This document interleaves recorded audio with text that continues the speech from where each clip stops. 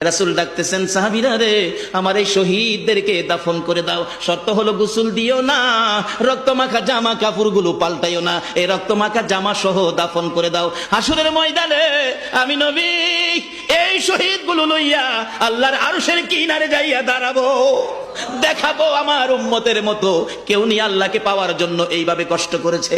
এবার দাফনের কাজ শুরু হলে কিতাব লেখে 69 জনের দাফন শেষ। 70-এর মাথায় আসওয়াদ দূরে পড়ে আছে। আমার নবী 2 কদম সামনে গিয়ে দেখে আসওয়াদ নতুন তরবারি হাতে চিত হয়ে পড়ে আছে, শহীদ হয়ে গেছে। আমার নবী ডাকে, রে আসওয়াদ, মদিনার হুর বিয়ে করতে পাঠাইছিলাম, মদিনার হুর বিয়ে করলি না, যুদ্ধের ময়দানে জীবন দিয়ে বিদায় হলে।